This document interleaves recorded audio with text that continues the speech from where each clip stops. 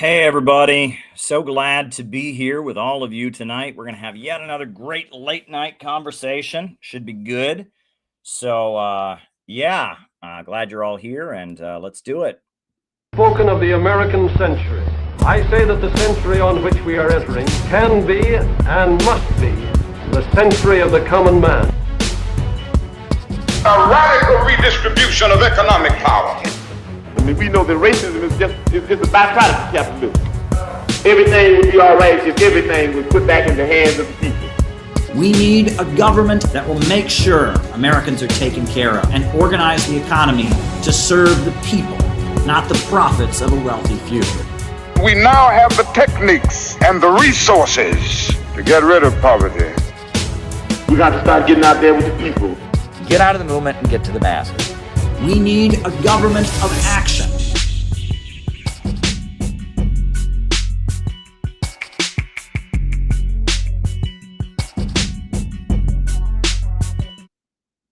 All righty, everybody. So glad to be here with all of you tonight. We're going to have yet another one of our late night chats, just a normal conversation. It is summertime in New York. It is one more day until July. Right? It's the very, very end of June, and it took long enough to be summertime. I am not complaining. This has been an especially cold winter. It was cold. I had to wear a jacket at the end of May when I left the country. When I went on international travel, it was still, I had to put on a coat to get to the airport. So I'm not going to complain about the heat. Yeah, it's a little sweaty, and here in this room that I've got, there's no air conditioning. But I love all of you so much that I'm going to come into my little home office here in my lovely Brooklyn apartment and stream for you, even though I have no air conditioning. I like summer way more than winter. I had an old roommate one time, and I will never forget.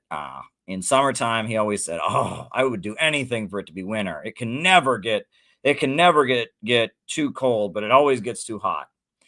And then in wintertime, he would say, "Oh, I'd do anything for it to be summer. It can never get too hot, but it can get too cold." And I would be like, "My goodness, man, you can't remember how you felt 6 months ago?" It annoyed me about him, and I don't want to be that person. And it is a little heaty outside. I'm sweating a little bit, but hey, I can't complain. I can't complain. I will say summer in New York is a little bit more intense because it's all cement. Right? Unless you go to a park or something, you're basically in a cement box. You got brick walls around you. You got asphalt below you, so it bakes a little bit more here, but I am not complaining. I would much rather it be warm weather than it be cold weather. That may be related to the fact that I have red hair, that I am a GINGR, that I'm a ginger. Apparently, red-haired people are much more sensitive to cold weather, and we're much more sensitive to pain. Also, we have higher pain tolerances, though, so, plus or minus. But anyway, I could ramble about the weather and being a redhead all day long. We are going to do yet another one of our great late-night conversations, the way we always do. I enjoy these chats, and I know you all do as well, or else you wouldn't be here. That's why you're watching. So the way these chats are structured, hold on. Yeah, the way these chats are structured is that first I give my opening remarks. My opening remarks are then followed by a roll call in which I call you all out as I see you, names and locations. And then after that, I answer your super chat questions for the remainder of the night. Now, YouTube has demonetized us, unfortunately, because they're a-holes. Is that polite language, right? Are you allowed to say that? Is that wholesome? But YouTube won't allow me to apply to remonetize, even though I've never had a strike, even though I only got a warning a month ago because they didn't like a video where I disagreed with U.S. government policy towards Yemen.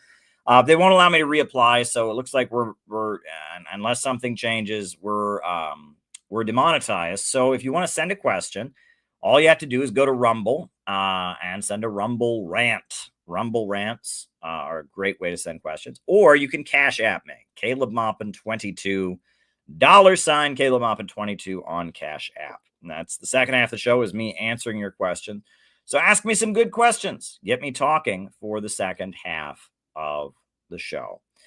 Announcements. The big announcement is this. We are having the National Convention of the Center for Political Innovation on July 12th at the Midwest Conference Center in Chicago, in North Lake, Illinois, 401 Lake Street. Doors open at 9 a.m. This is going to be spectacular. We have some very special guests coming that we're going to be giving awards to. We have got all kinds of great anti-imperialist writers and bloggers and analysts. I mean, it's going to be a very tremendous shindig in Chicago. There's going to be dancers from the former Soviet Union. There's going to be musical performances. Our members are going to be speaking. There's going to be, Scott Ritter is going to be there. Angela McCurdle of the Libertarian Party is going to be there. Sayed Husseini, the very important Iranian-American commentator, is going to be there. Wow. I mean, if I just start naming everybody off, Jeff Young, David Fox, wow, so many great people. The Uhuru movement is going to be represented, and we're going to honor them for their standing up to the FBI. I mean, it's just going to be a really glorious day of anti-imperialism in a Chicago auditorium. It's going to be awesome. So we need you there. You can register at the link down below. It's always important to let us know that you're coming. We are hoping to arrange transportation for people in the Chicago area. So if you register, we can try to arrange some transportation. And just be there. We would really like it if you were there because it's going to be absolutely awesome. I'm looking forward to headed to Chicago for all the people coming into town. We got a big crew coming into town to help us put on the event. It's going to be amazing. It is just going to be amazing. It will be the biggest event the Center for Political Innovation has ever done, by far, by leaps and bounds. July 12th, 2025. Do not miss it. Now, if you can't make it, send us a donation, please. We would really appreciate it if you would send a donation. A donation, would help offset the costs. I'm paying for the bulk of it myself. We have gotten some great contributions, some very generous contributions, which we appreciate, but there's still a lot that I'm doing out of pocket. So if you can give a donation, that would make my life easier. It would be a great way to support the work that we're doing if you can't make it, right? Because some people, they just can't travel, for various reasons. Maybe they don't have a real ID, or maybe they, or maybe they got a family obligation or something. So just donate. Just go to the page now, drop us $20, drop us $10, drop us $50. Just do what you can do. Send us a contribution. That would be greatly appreciated. But there you go. That's the big announcement, July 12th, 2025. Now, here we go. So, as I said before, the way we do these streams, opening remarks, followed by the roll call, followed by me answering your questions for the rest of the night. So if you got something you would like me to talk about for the second half of the program, send a question. All right. I'm just going to throw this question out there. I'm just going to throw it out there. What does right wing mean?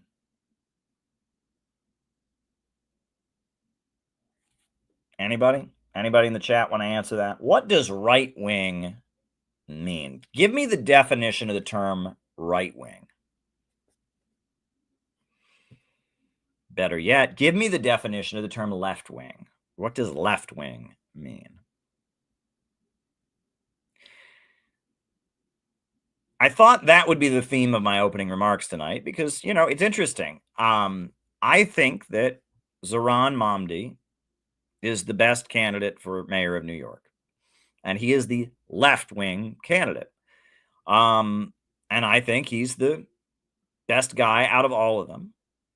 I don't think he's perfect. And I certainly, there are things about his past and all that. But overall, he is critical of Israel. He is wanting to provide grocery stores across the city. He's wanting to freeze the rent on half the apartments. He wants free buses. Of all the major candidates for mayor of New York City, I think the left-wing guy is the better one. But that said, is the left-wing guy always the better one? No. And what makes him left-wing? Kim Iverson, who I greatly respect, been on her show many times, she said that Zohran Mamdani is the MAGA candidate of New York City. right? That even though he's not born in the United States, even though he's a Muslim, even though he's a socialist, he's the MAGA candidate because he says he would put New York City first, not Israel, right? That he's the MAGA candidate. And there are actually other people in the MAGA camp who agree there's a rising movement of people that are MAGA for Zoran Mamdi. Well, MAGA is right wing, or is it? What does right wing mean? What does left wing mean? What do these words mean? Right? Hempcar says, I thought right wing meant originally that you side with the rich more whether you're rich, poor, or rich. I don't know about that, right? I mean, you watch Fox News, they rant against those yuppies and limousine liberals and trust fund kids, and there's a lot of very, very poor people in Appalachia, in the South, that are quote unquote right wing. The majority of fundamentalist Christians are very low income, and that's considered one of the major right wing movements in America. Evangelical and fundamentalist Christians tend to be very low income. And on social issues, working people tend to be more quote unquote right wing. More working people oppose abortion. More working people are opposed to homosexuality. It tends to be wealthier people that are more open-minded about those kind of things, don't have an issue with them. I don't think that's necessarily true. I mean, the origin of the term is that in France, they had a revolution. The king was forced to step down, and a national assembly was created. And the people who sat on the right were the people that were still loyal to the king, and the people who sat on the left were the Jacobins, the more radical people who fully embraced the ideals of the French Revolution. But what are the ideals of the French Revolution? Liberty, égalité, fraternity. Well, I know a lot of right-wing people that would say that they agree with all of those things. They're for freedom, free markets, government don't leave you alone, get the government off our backs. That's liberty. Égalité, right? Equal rights for everybody. Fraternity, brotherhood among the nation, loyalty. Those sound like they could be right-wing values. They could be left-wing values too. Left-wing people are for freedom. They're for egalitarianism, equality. They're for, brotherhood of mankind, right? So what does left-wing mean? What does right-wing mean? It's a fair question. It's a fair question. And in this instance, in New York City, I am telling you, I think the left-wing guy, the farthest left-wing, I guess, candidate for mayor we've had in quite some time, I think he's the best man for the job, but I don't always think that. In the last election, I thought Trump was the better of the two major candidates. He certainly disappointed me. I was hoping that he meant what he said about ending the wars and protecting our freedoms.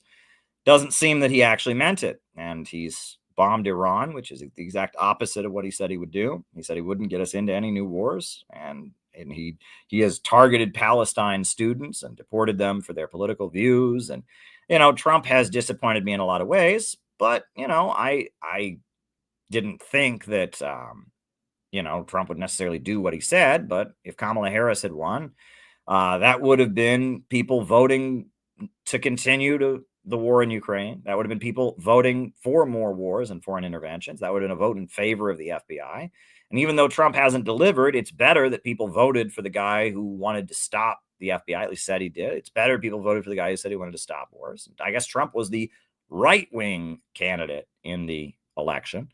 And he certainly, has disappointed me, if ever. There are a few good things he's done that I appreciated, but, I especially when it comes to foreign policy and civil liberties, he's disappointed me. I appreciated the memorandum regarding the Foreign Agents Registration Act, which is unconstitutional, should be overturned. But largely, the way that they've gone after dissident students, the way ICE is violating due process, I'm not thrilled about.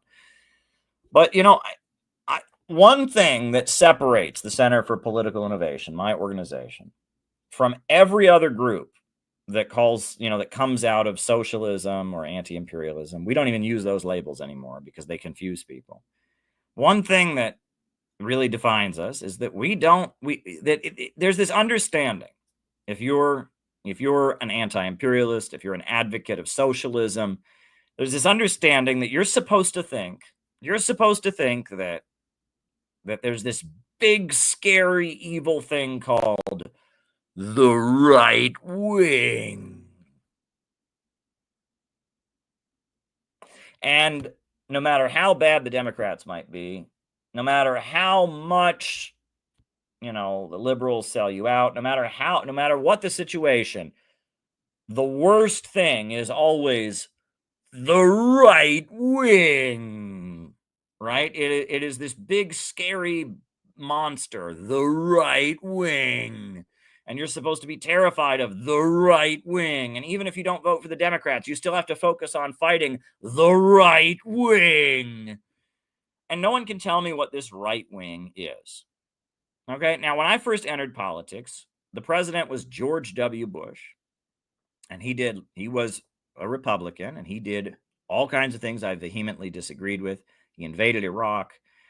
He instituted the Patriot Act. He instituted all kinds of neoliberal free market economic policies that gutted the country. And when I was coming up, being right-wing meant you liked George W. Bush.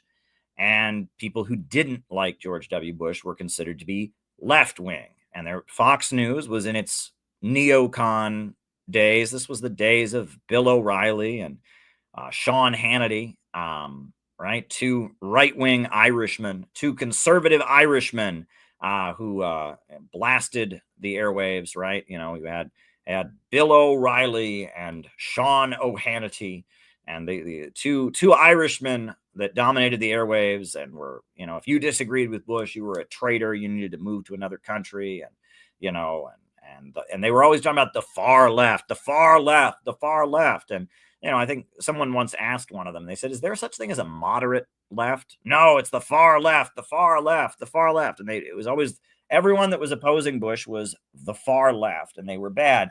And I was involved in the Iraq War protests back in the day. And the Iraq War protests, they were largely led by communist groups. The main three anti-war coalitions were, the big one was called United for Peace and Justice, and it was quietly run by the Democratic Socialists of America and the Committees of Correspondence and the Communist Party USA. The main leader was Judith LeBlanc, who was a member of the Communist Party USA. The communists are left-wing. But the Libertarian Party participated in the demonstrations. Alex Jones, before anyone even knew who Alex Jones was, he was walking around the rallies with his microphones. Why do we got to fight George W. Bush? He's taking our freedoms away. Why? Because he's a Trotskyite. The neocons are all Trotskyite communists. And we need real capitalism back. We got to get back to 1776. Was he right-wing? I mean, back then he was considered left-wing, because he was against the U.S. invasion of Iraq. He was against the Patriot Act, and he was at the same anti-war protests I was at. I saw Alex Jones, who was quite unheard of back then, walking around. 9/11 was an inside job by the Illuminati, right? And he was considered left-wing. And the LaRouche movement, I remember they would set up at the anti-war protests. They'd have their choirs that were singing.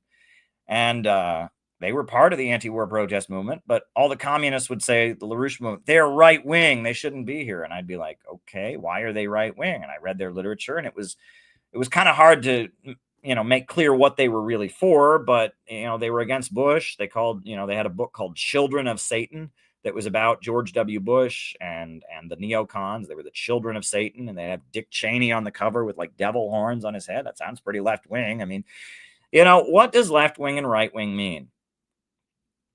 At this point, it doesn't mean anything. I'll just be honest with you. At this point, it doesn't mean anything.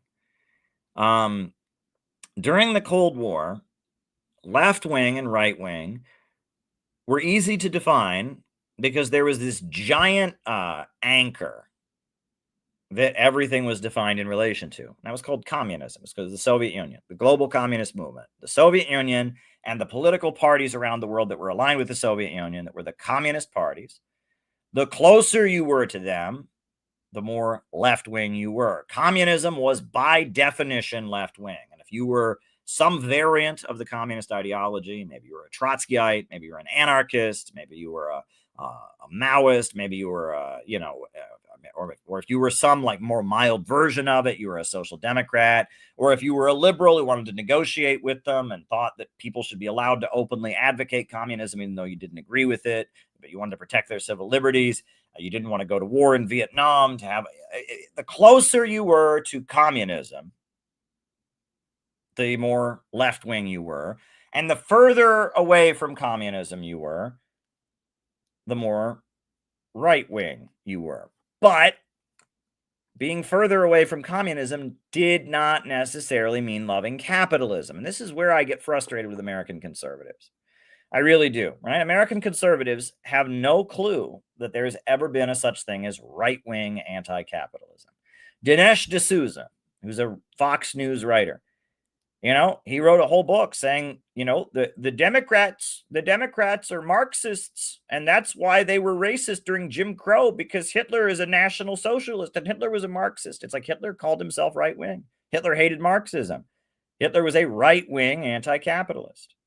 Right? And I mean, right-wing anti-capitalism exists all over the world.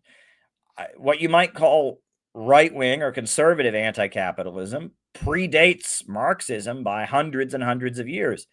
Why do you think they used to call money filthy lucre? It was a sin to touch money. The Catholic Church said you couldn't touch money. In fact, Jews, that was the reason that they were separate, is that they were the people that were allowed to touch money. It was a sin for anyone living in a Catholic country in the Middle Ages to touch currency. They couldn't touch it. And touching money, having money, spending money, and eventually, lending money at interest, that was something that only Jews could do because it was a sin. And the Catholic Church condemns capitalism. There's probably people that say, Caleb, that's crazy. No, look it up. The Catholic Church opposes both capitalism and Marxism. They say Marxism is godless. Marxism is economic determinist and doesn't allow people to have moral agency. But they also say that capitalism is godless, puts money above morality. And the Catholic Church opposes both capitalism and Marxism. There you go. And, the Catholic Church, they were against capitalism as capitalism was coming into existence. And fascists, until the 1950s, the people that we call far right, right? That if you call someone far right, you're generally calling them a Nazi, a fascist, a white supremacist. Until the 1950s in America, and still in most of the world, people that are in far right groups tend to condemn capitalism. In America, one of the big far right preachers, was the radio priest Father Coughlin, who was in Michigan, and Father Coughlin would condemn capitalism in his broadcasts, but he was really against the communists, right? His broadcasts would start out, he would talk about money comes before everything, and that's a problem. In America, we've forgotten God, and we put money. Capitalism is a violation of our freedom. He would talk that way.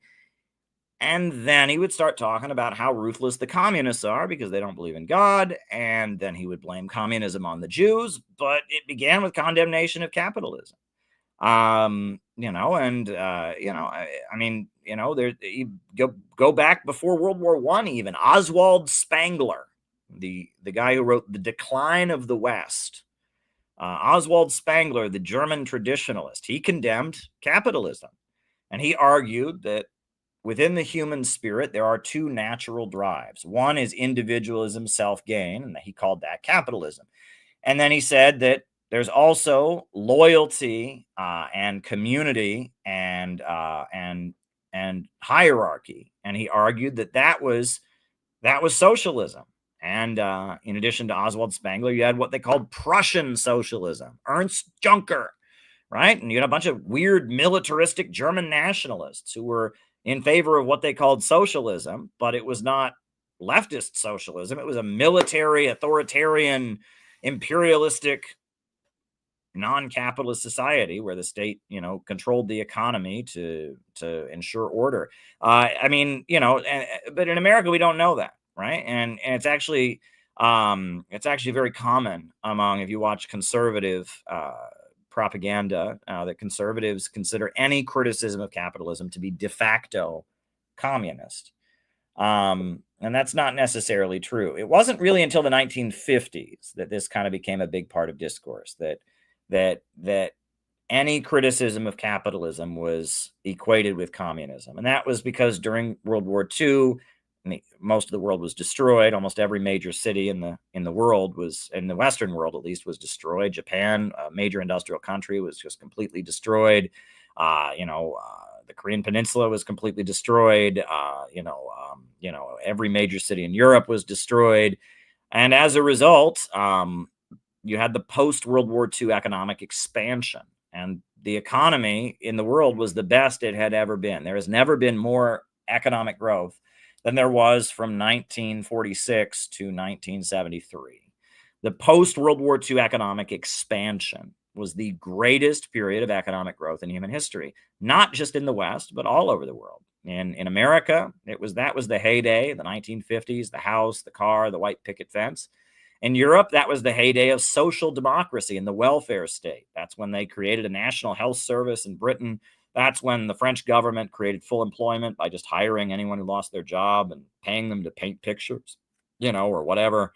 But in the developing world, that was the heyday of communism. Communism rapidly expanded. All of Eastern Europe was pretty much, aligned with the Soviet Union. The Chinese Communist Revolution happened, and the sick man of Asia, China, got its first power plants and its first paved roads and its first medical program with the barefoot doctors. And in addition to the communists, the wave of Marxist governments aligned with the Soviet Union that were all rapidly industrializing with 5-year economic plans and electrifying and wiping out illiteracy and all of that. You also had a layer of militaristic authoritarian regimes that were aligned with the United States. And those regimes were not communist, and those regimes were often very murderous and genocidal. In Latin America, those regimes tended to murder indigenous people pretty ruthlessly. And these regimes all crushed communists and disappeared students. They did a lot of ruthless stuff, but they also industrialized, and in order to hold, the only way people would tolerate very authoritarian military regimes was they had to deliver the goods. The Shah of Iran was a ruthless, brutal dictator, but in 1960, the Kennedy administration kind of twisted his arm and forced him to have the White Revolution and to, build railroads in Iran and redistribute land. And they did that in the hopes of stabilizing Iran to prevent a communist revolution. The White Revolution of Iran that came from above, that came from the dictator Shah, was largely seen as a mechanism for preventing a Red Revolution. The military dictator Park Chung-hee of South Korea, really absolutely ruthless person, had concentration camps where homeless children were worked to death, disappeared students for their leftist activism. But he also built a state-run steel industry, POSCO. He built Samsung, the car, the electronics manufacturer. He built Hyundai, the car manufacturer. And with the military and with the government, he created corporations that raised people up out of poverty. And that was something the United States kind of pressured him to do to stabilize South Korea. So they didn't have a communist revolution. Prior to him, they'd had the military dictator Syngman Rhee. And Syngman Rhee murdered his people and was pretty ruthless. And the people overthrew him. And, underground communist cells and college students and farmers went out and brought down Syngman Rhee and had a democratic revolution in the 1950s. And there was a great fear on the part of the United States that, that if things in South Korea didn't improve, they might go all the way and join with North Korea and become a communist Marxist country. So the United States worked with Japan, and they oversaw a rapid increase to stabilize South Korea. And that these military Bonapartist regimes, which were right-wing, mind you, very anti-communist, right? Back then, in the Cold War, you defined left-wing and right-wing by how close to the communists were. Nobody was further from the communists than Park Chung-hee. Nobody was further from the communists than the Shah of Iran. But those guys used the government to raise up productive forces because that was the way of preventing communist revolution. While they ruthlessly suppressed the communists, they also handed out the goods. And in Latin America, these dictatorships would, they would hand out jobs. The military would own factories, and the military would have very high salaries. There'd be a whole layer of people at the top of the military who got really high salaries and got contracts to, have military factories. And it was, these regimes were not free market regimes by any means. There was a huge amount of state control, and that was to bring stability. So the post-World War II economic expansion of the 1950s, 60s, and early 70s, that was a time in which there was almost no free market economics anywhere in the world. During that time, in the West, it was the heyday of the welfare state. And the labor movement was stronger than ever before. Industrial unions and cheap, subsidized college education and free college, free healthcare in Europe. In the third world, it was the rise of communist governments and the rise of anti-communist military states that engaged in militaristic control over the economy.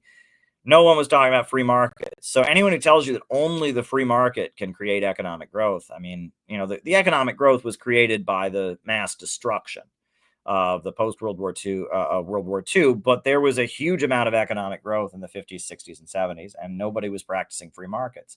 And what the free market ideology that we have now, it says that the government must stay out of the economy, that capitalism is magic and always works. No one started implementing those policies until the 1970s. Now, the Montpellier Society existed, and the Austrian school economists, and there were organizations in the 1950s and 60s, like the John Birch Society and others, that advocated these kind of policies, but they weren't being implemented. It wasn't really until the 70s, when the post-World War II economic expansion came to an end, it wasn't until then that we started to see free market policies be implemented.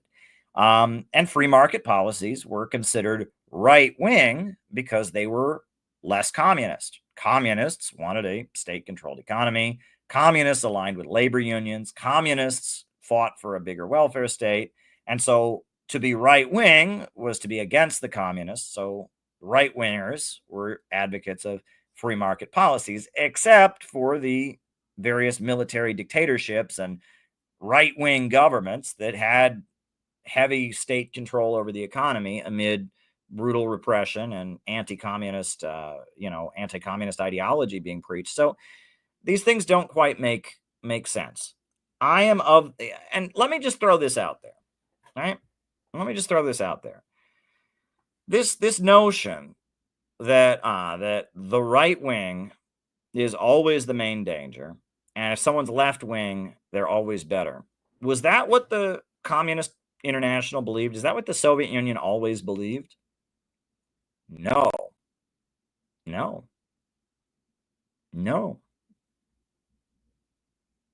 That's what they believed after World War II. That's not what they believed during the 1930s, not in the early 1930s. In the early 1930s, the Communist International, so the Communist International was the world collection of communist parties from around the world. And they had a number of congresses. And they hammered out their political beliefs at those congresses. And the Sixth World Congress of 1928 was definitive. It happened in 1928. They had the Sixth World Congress where they declared class against class. That was the Congress where Trotsky was repudiated and Bukharin was repudiated. Trotsky was called the left opposition. Bukharin was called the right opposition. And Stalin prevailed. And Stalin implemented the policies that were known as the policies of class against class, or the third period.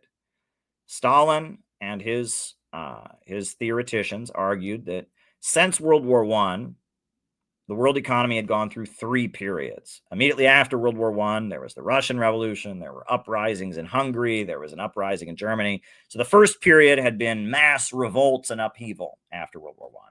But then, after the mass revolts and upheaval, you had the Roaring Twenties, because there'd been so much destruction in World War I. You had a period of capitalist stabilization. But then Stalin saw the Great Depression coming. The Great Depression was already a reality in Germany and other places. And so he argued in 1928 that they were entering the third period, which would be the collapse of capitalism in the West and the industrialization of the USSR. And so the USSR launched 5-year economic plans to rapidly industrialize, and the economy of the Western countries started crashing, and so communists started leading protests of unemployed, desperately poor unemployed people. They started trying to organize unions among workers that were not in unions, and they started trying to organize unions that were explicitly led by communists. And during the third period, starting with the 6th World Congress, the communist parties of the world argued that the main danger was the left wing. I am not making that up. That was the policy. They felt that the left wing was the main danger. Social democrats and anti-communist leftists were the main danger. They called them social fascists.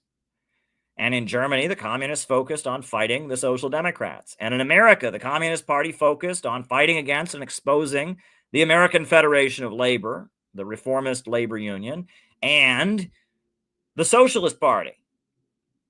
And at the same time, Stalin wrote about captains of industry. This is very interesting, about how industrial capitalists believed in economic growth. And they could be allies of the Soviet Union because the Soviet Union also believed in economic growth. And Stalin argued that American methods would be useful. And Henry Ford was hired to go and build car factories in the Soviet Union. And General Electric, the Morgans, were hired to help the Soviet Union build their power plants. And they said that industrialists who were right-wing were progressive and could be friends of the USSR, and the Social Democrats were the main enemy. They were the main barrier. They were the roadblock to revolution. That was the policy of the Communist International until the 7th World Congress. 1935, they had the 7th World Congress. And at the 7th World Congress, they changed the policy. And the policy became that the focus should be on opposing fascism. And many of these captains of industry, like Henry Ford, like Henry Morgan, had become supporters of Hitler. Meanwhile, the Social Democrats were also against fascism. So they flipped. And instead of opposing the Social Democrats and wanting to be friends with the industrial capitalists and the right-wing captains of industry, they flipped.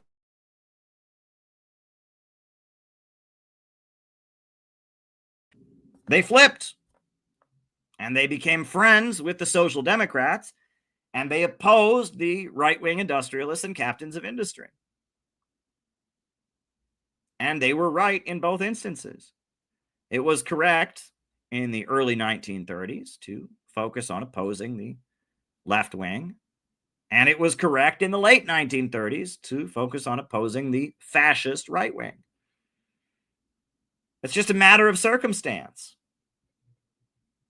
After World War II, the Cold War began, and the Soviet Union wanted to have leaders in Western countries who would make a deal with them.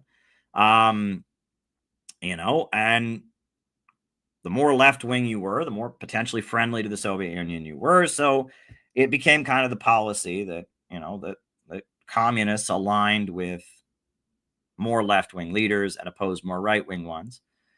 But not always. For example, Spain had a far-right dictatorship, a fascist government led by Franco. Francisco Franco was the fascist dictator of Spain. He was an ally of Hitler. He had toppled the Spanish Republic, Communists from all over the world had gone to Spain to fight against Franco in the Spanish Civil War, 1936 to 1939. Franco was in power in the 1950s, 60s, and 70s. And who was good friends with Franco? Fidel Castro. That's right. Fidel Castro and Francisco Franco were good friends. And in fact, the United States was far more hostile to Fidel Castro than Franco was. Britain was far more hostile to Fidel Castro than Franco was. It doesn't make any sense, but Franco was this far-right authoritarian dictator, but he was far friendlier to the communist government of Cuba than any of the open, free, liberal, Western capitalist countries were. That doesn't make any sense. Meanwhile, North Korea had very good relations with Franco and Spain. Franco had no issue with North Korea. He got along very well with North Korea. In fact, Franco was far friendlier to North Korea than Britain, France, United States. What sense does that make? So even then, during the Cold War, it actually didn't make sense. Franco's Spain was considered to be a far-right government, but they were actually more friendly to communist governments. None of this makes any sense. None of this makes any sense. And it really just goes to show you that there's nuance in everything. If I've learned anything in my life, it's that there is no permanent tactical orientation. What's right on Tuesday might be wrong on Wednesday. And that's just how the world works. And it's funny because I've read Trotsky's writings. Leon Trotsky was a harsh critic of the Soviet Union. And one of his big critiques of the Soviet Union, he said, they zigzag. They zigzag. One day they're running this way. The next day they're running that way. They're zigging and they're zagging. They're zigging and they're zagging. William Z. Foster, the great leader of the American Communist Party, they used to say that the Z in his name stood for zigzag because he was constantly changing his policy. Well, policies change because the world changes. The world is not the same. The world is not the same. And in the early 1930s, the Social Democrats were the main danger. And then after the rise of Hitler and fascism, the far right became the main danger. And in the time of Abraham Lincoln, it was very much correct to support the Republican Party. The New York Tribune was the Republican Party newspaper of New York City. And guess who they hired to be their London correspondent? Karl Marx. All right, the editor of the New York Tribune was Horace Greeley. Horace Greeley, a great American, a really great American, who fought for the right of women to vote multiple generations before they got it, who was an advocate of the white rights of workers, who called himself a Christian socialist, was a firm abolitionist who was opposed to slavery, Horace Greeley. And Horace Greeley was the leader of the Republican Party of New York City. And Horace Greeley hired Karl Marx to be his correspondent for the New York Tribune in London. And Abraham Lincoln had a communist general in his army, August Willich. And Karl Marx organized a rally in London to oppose slavery in America. A mass rally was organized by the International Working Men's Association. And Abraham Lincoln sent a greeting, a message, a direct letter to the Marxist rally, the International Working Men's Association's rally in New York City. And, you know, what's interesting is that Abraham Lincoln was probably considered to be left-wing because Abraham Lincoln was was opposed to slavery. I guess he wasn't an abolitionist, right? But he was opposed to slavery. And his party was called the Republican Party. And the word Republican, that was the French Revolution. In 1848, in Europe, there were over 200 different armed uprisings. Almost every European country had an armed uprising in 1848. And the people doing the rebelling in Germany and France and Belgium and Britain and all kinds of places, you had uprisings. And the people doing the rebelling were called Republicans. And what were they demanding? They were demanding the creation of republics. They wanted to get rid of kings and monarchs and principalities, and they wanted a republic for a nation state. And the Republican Party was the American political party that was inspired by the Republican uprisings in Europe. So the Republican Party was considered a left-wing political party in the 1800s. And it was absolutely correct to support the Republican Party in 1860, 1864. That was the right position.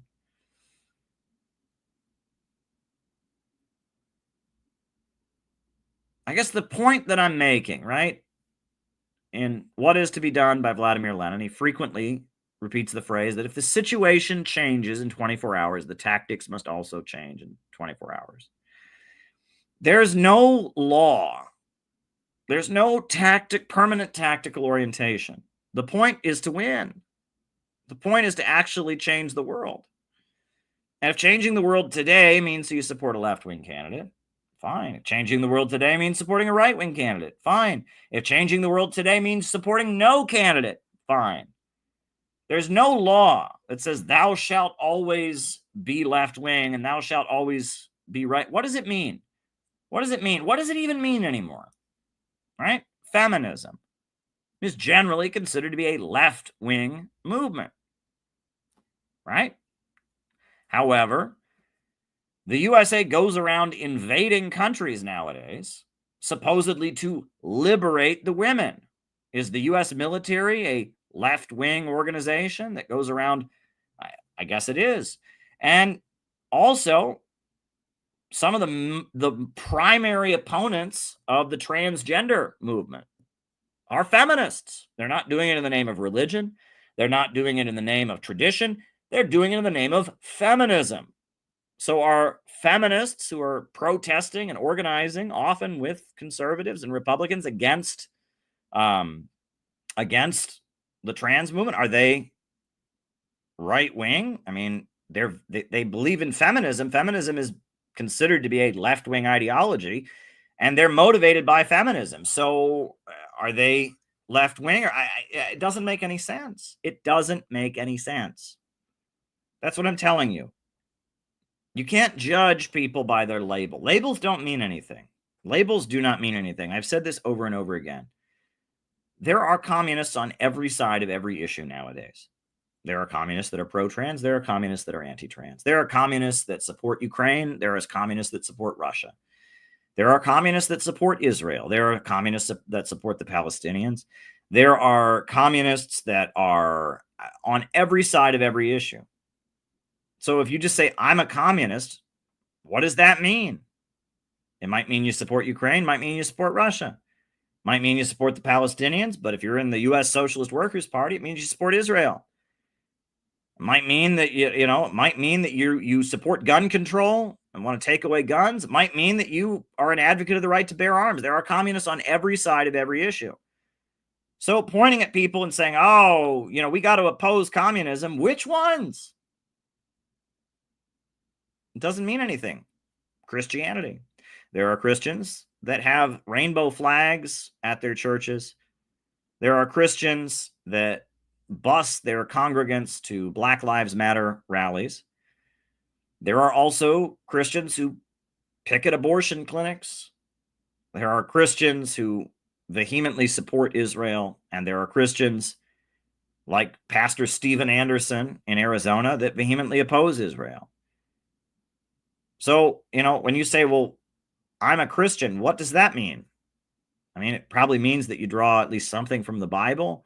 Probably means that you follow the teachings of Jesus Christ. But other than that, when it comes to political issues, it could put you on a wide variety of sides of all different issues. Muslims. There were a lot of Muslims who voted for Trump in the last election. There were a lot of Muslims who voted for Jill Stein, and there were a lot of Muslims who voted for Kamala Harris. Muslims tend to support the Palestinians because they're Muslim. Not always. There are actually Muslims in Azerbaijan that support Israel. I don't know how that works, but there's some sects of Muslims in Azerbaijan that say they support Israel. So, I mean, what does that mean? What's the Muslim position? Well, it depends which Muslim you talk to, right? These labels don't mean anything, right? Let me put it this way. It's not that they don't mean anything. These labels mean that you draw wisdom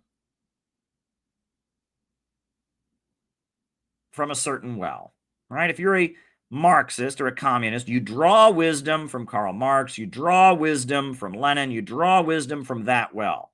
But what you do with that wisdom can mean a variety of different things. If you're a Christian, that means you draw wisdom from the Bible, you draw wisdom from the Christian tradition. But what you do with that wisdom could be very different. If you're a Muslim, that means you draw wisdom from the Quran, practice the 5 pillars of Islam. But what that means to you and how you implemented that in your life and how that explains the world, you could be very different. And blanket statements, which I hear frequently, right? Well, Muslims think this, not all of them. Christians think this, not all of them. Communists think this, not all of them. It's a way to not listen to somebody. Right? And basically, it's if I don't agree with you, and you say you're a communist, you go, oh, he's a communist, and I don't have to listen to anything you said. If I don't agree with you, and I can identify you as a Christian, I say, oh, he's a Christian, and I just slap the label of Christian on you, I don't have to listen to anything you say. You're a Muslim, and I don't agree with you, I can just slap the label of Muslim on you. Oh, he's a Muslim. And by doing that, you don't have to actually engage what the person says. It gives the person who disagrees with you a way of not listening to you. They can say, I already know what he believes because he's this. Well, actually, you don't, because there are so many different interpretations of the label. You actually don't know what he believes. But it's a way to silence the person. And one thing that I've repeatedly brought up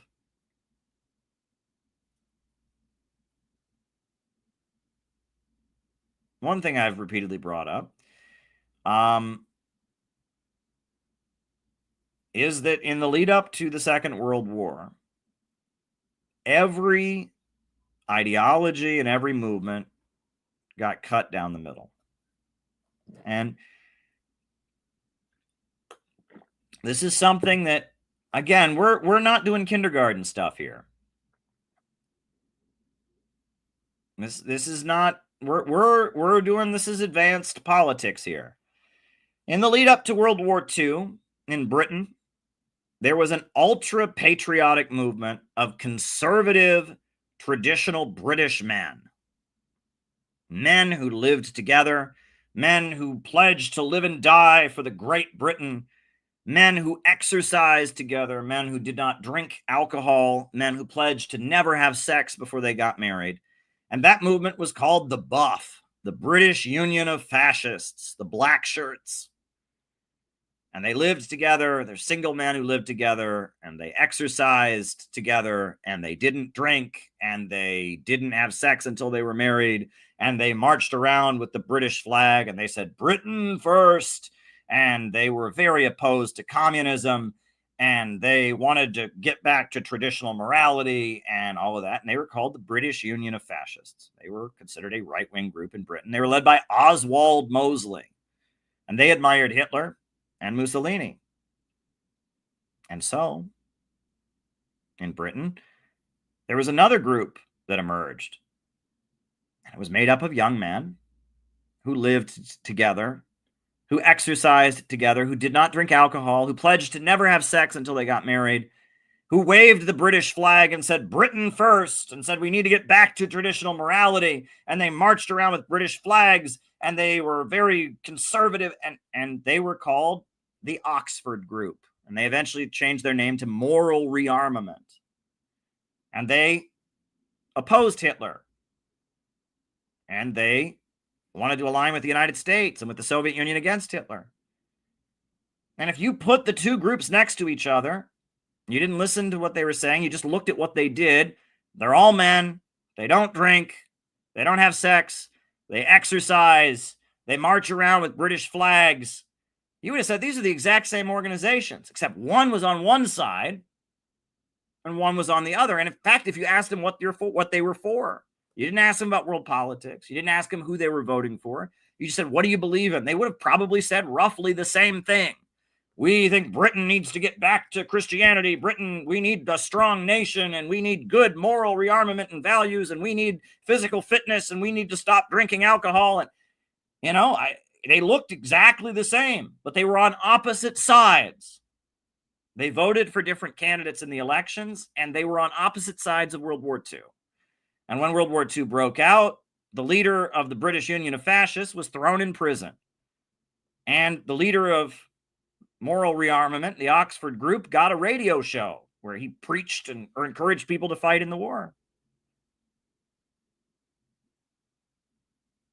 Well, that goes to show you that not everything is about ideology, is it? But I will continue.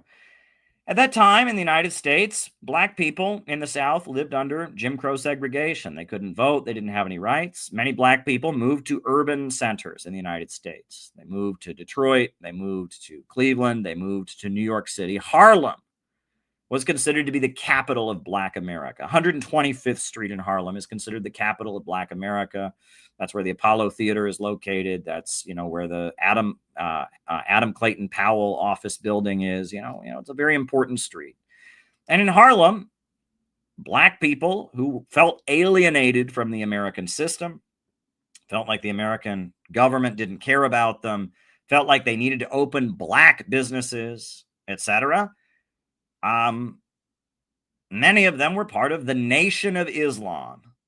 And the Nation of Islam was a religion that had started in Detroit. It was originally started by a guy who they called Master Farad. Eventually, it was, passed on to a guy they called the Honorable Elijah Muhammad. It was a religion that mixed the teachings of the Bible and the teachings of the Quran with black nationalism and specific racial theories about the role of black people in history. And it was a very powerful religious movement. And they were all over Harlem, and they started black-owned businesses, and they encouraged black people to identify as a separate nationality, etc.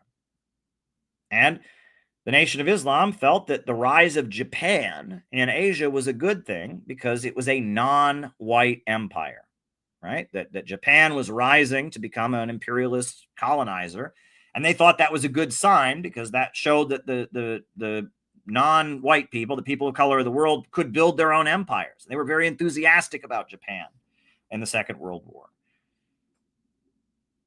However, in Harlem, among black people who felt that they were oppressed by the American system, who wanted to have black-owned businesses and felt alienated from the American system, there was another movement. And it was led by Father Divine. And Father Divine was a black man from the South who said he was the second coming of Jesus. And he built a mass movement that opened all kinds of black-owned businesses. He had a list of demands on the American system to reform and improve things. And he was very opposed to Japan. And he was very opposed to Hitler. And he organized big demonstrations, hands off Ethiopia, when Italy invaded Ethiopia. And he was a good friend of the Communist Party, and he supported Roosevelt. Two movements in Harlem among black people that felt alienated by the American system, that did roughly the same thing, start black-owned businesses, a religion that, thought they were in a messianic age. But one was on one side of World War II. The other was on the other side. And then that brings me to communism. At this point, communism was led by the Communist International. Stalin was kind of the leader of the international communist movement. But there was another guy who didn't agree with Stalin. His name was Trotsky. Trotsky fled the Soviet Union, was exiled, kicked out of the country, moved to Turkey, and then to France, and then to Mexico. And Trotsky said that he was the true interpreter of Lenin, and that that the Russian Revolution had been good, but Stalin had distorted the whole thing, and he was the true inheritor of the Russian Revolution. And the Communist International was the third international. The first international had been started by Marx. The second international was the Social Democrats. And the third international, or the Communist International, had been started by Stalin. So Trotsky launched the fourth international. And Stalin said it was necessary to align with Roosevelt to build a united front against Hitler, a popular front against Hitler. And Trotsky said, oh no, we will never align with imperialists. It's the workers and the bosses. Stalin said it was necessary for the USA and Britain and France and the Soviet Union to come together to defeat Hitler. Trotsky said, plague on both your houses. The workers have no interest in this fight one way or another. But if you looked at what the Trotskyites did, and if you look at what the Communist Party did in America, they did roughly the same thing. They built labor unions. They organized strikes and demonstrations. They read the same books, Marx and Lenin. They studied the same books. They advocated the same thing. If you talk to them, they wanted eventually to have a society where the banks, factories, and industries were organized by the workers. But the communists supported Roosevelt. And the Trotskyites, they were in the labor unions, but they pushed the labor unions to support Republicans who opposed Roosevelt. All right? John L. Lewis, the leader of the miners' union, he didn't want to agree to a wartime strike pledge. And so the Trotskyites went and helped John L. Lewis organize a miners' strike during World War II. The Communist Party said that they had to do everything for victory, and the strike was disrupting the war effort. The Trotskyites said, oh no, workers have no say in this fight. Hitler's not our enemy. They were on opposite sides in World War II. And in fact, Trotsky was convicted in absentia of being an agent of Adolf Hitler. The Moscow trials, very famous, 1937. Bukharin, Zinoviev confessed to having been in a conspiracy with Trotsky.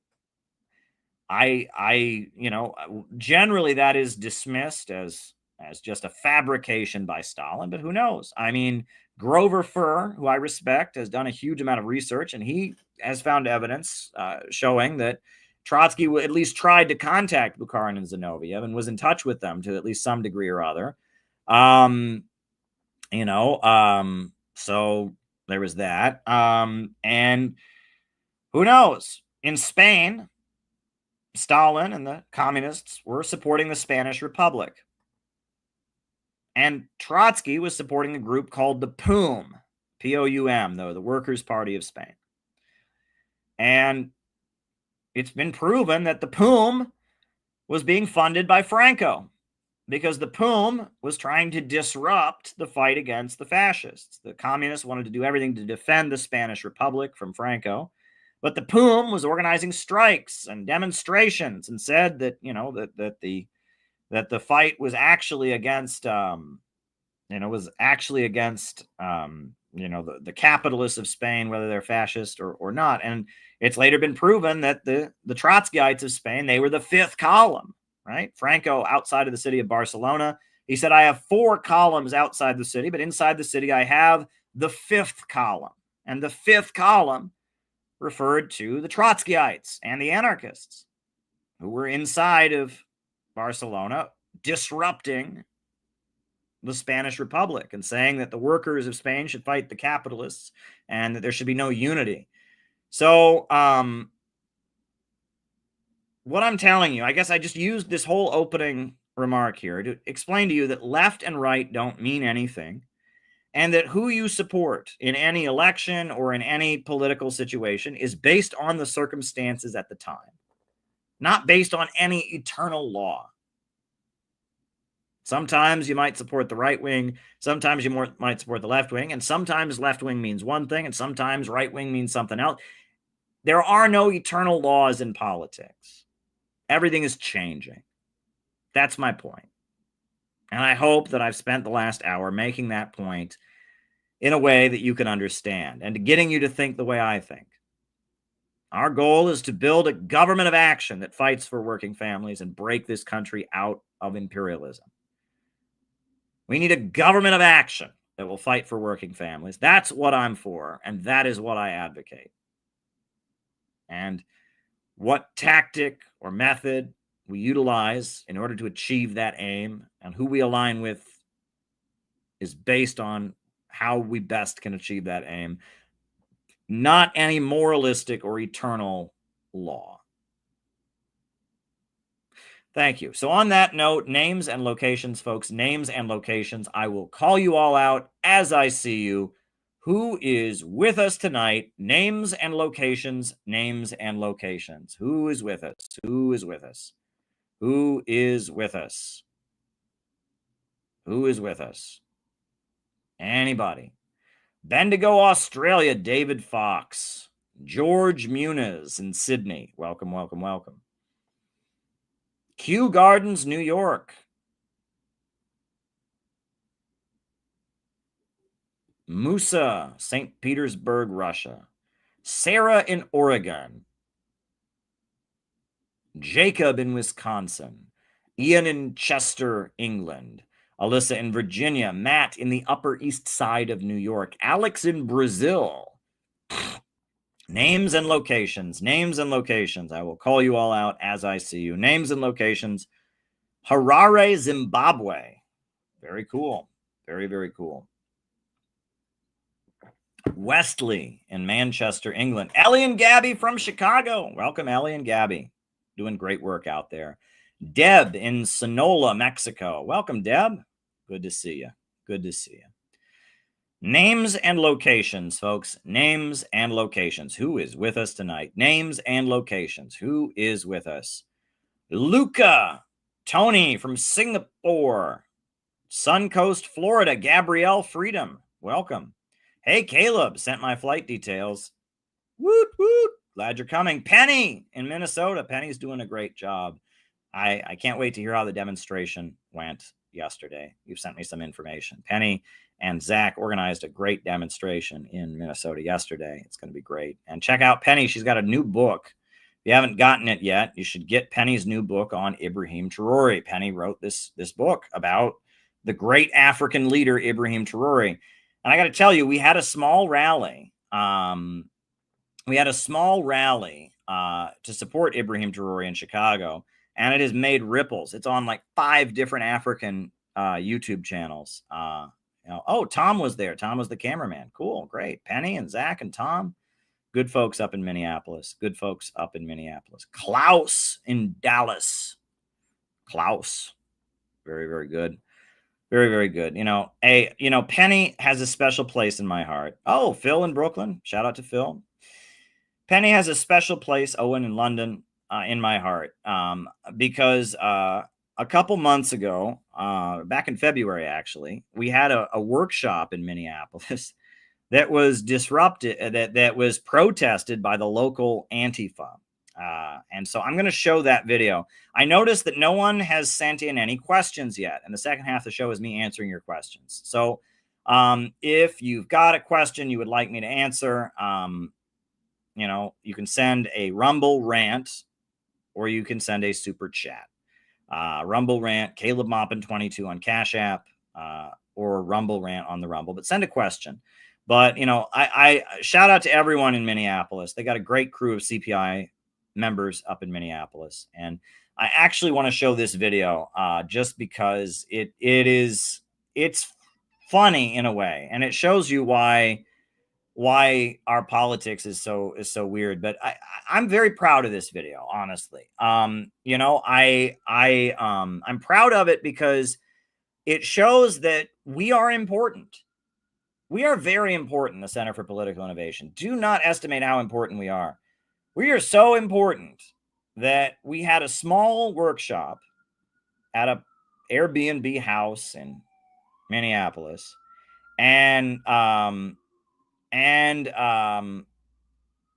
we had a small demonstration up there, and outside of that demonstration, you know, we had 15 Antifa woke liberals protesting us. So I want to show that video because it also, the fact that Penny was there and handled all of that, and you know, it was wild. So this is what happened when I was up in Minneapolis in February.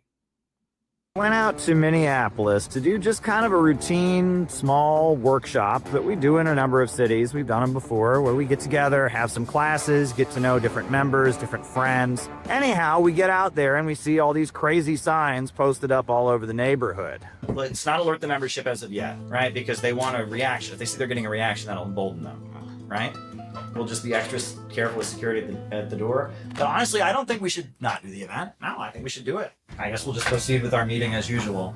Okay, so the first thing is that the break time is the most important, right? The break time when we're actually talking to people is the most important time, right? Actually, when I'm speaking and all that, it's not that important. What's important is when we're talking with the people. On Saturday morning, our main concern was the lack of heat.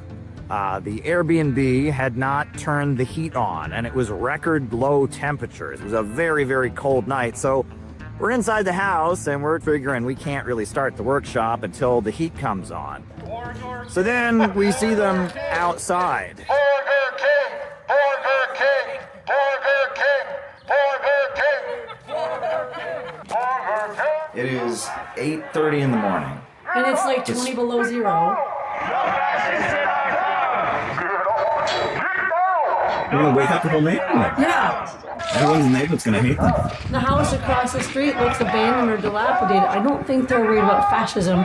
They're worried about putting food on the table. We're worried about getting the heat turned on. Yes, It's a little cold here. The heat hasn't been turned on in our Airbnb. And these guys start preemptively gloating that nobody is showing up. So we expected you like turning the attendees away. This is amazing. It seems like no one is coming. Wow. Not knowing that we literally don't have heat, and we're not gonna start the thing without heat. It was actually like a solid hour after they left before we got the heat, and then we had people start coming. Well, actually, I take that back. There was one gentleman they did get to try to intimidate out of attending, a disabled gentleman, which, you know, that's cool. They shouted at him, "Don't go in there, they'll rape you." He attended though. He was not scared of them. Hello, Gabby. I've seen you. I've seen you. Can we see what they gave you? Hello. Can we see what they gave you? Warning, this is a cult. Press TV. Oh, wow. It's Dugan. Press TV. Oh, man. Linda LaRouche. And your name's on here, too. Really? Yeah. What? Famous. Right? You're a failed political candidate and dedicated follower of Caleb Maupin's. You know, we're inside and like laughing about it. The whole thing just looked completely insane. At 8:30 in the morning, in record cold temperatures, you have 15 kids out there wearing COVID masks with signs about spanking and fascism and cults. I mean, the whole thing just had to look completely insane. What are they saying? Maupin runs the CPI. He's a weird little guy. One of the chants that they had, which I absolutely loved, was Caleb owns CPI. He's a weird little guy. Caleb runs the CPI. He's a weird little. They're calling you weird, dancing around with signs that no one understands. Now, I thought that was very funny. And by the way, don't you find some of their stuff to just be plain weird? At one point, Peter Coffin walked out among the protesters. I immediately thought of the scene in The Wizard of Oz where Dorothy wakes up and she's walking among the munchkins. Come out, wherever you are. Because they were all like really short in comparison to him. And it made me think that the guy on the bullhorn or one of the people that had thought of that chant, they must have been called a weird little guy at some point in their life. You're so out of touch. You think CPUSA would be a viable force to put together a picket like this? It's amazing. They were on the bullhorn talking about communist inside baseball. Cold. I mean, you started in the RCP, so it's used to cold. Gospels were a joke even to Trots. No, we're trying to show you we care enough to tell you guys what's going on here. We want you guys to get out of the cult. We're trying to show you we care enough. No, we're trying to show you we care enough to tell you guys what's going on here. We want you guys to get out of the cult. We are going to have some fun with them, but we don't want to be too mean to them, because there's a lot of people in this organization around the country, and I'm not going to violate anyone's private business, but more than a handful of people that have joined CPI, they've told me why they joined CPI. And they said, Caleb, I was in these communist circles, I was in my 20s, and I was using drugs. I rock bottomed. I screwed up, I did something wrong, and, I had to go into recovery. And I realized that if I was going to get over my addiction, I couldn't keep thinking in the pessimistic, dark, hopeless way that seems to accompany communist politics in America. I had to be optimistic. And I suddenly started hearing you, and you were the only communist I could stand to listen to anymore. You were the only one that was putting out a hopeful, optimistic message that wasn't tearing people down, that wasn't preaching resentment. I believe there were people out there that are in that same category. Do you know what I honestly believe deep in my soul? I believe that there were people out there today that will eventually join CPI. Let me just put it this way. You can never say that the Center for Political Innovation or myself or Peter, you can never say that we're irrelevant. The fact that we had a small meetup was so important to some people that they woke up on Saturday morning, went out in freezing cold temperatures, and made a huge ruckus to tell everyone just how upset they were about the fact that we exist and we continue to do our work. We were ready to defend ourselves, but they weren't a threat to us at all. They were kind of embarrassing, and they were kind of clowns. And I'm embarrassed for whatever organization let this happen, was involved in making it happen. And I'm also embarrassed for the people that did this protest, because you were out there making fools out of yourselves while we were inside talking about the serious issues and how to change the future of our country, how to fight against imperialism, globalism, how to fight for working families. So yeah, certainly an interesting trip to Minneapolis. I'm glad we were there, and we're gonna do a lot more workshops, let me put it that way.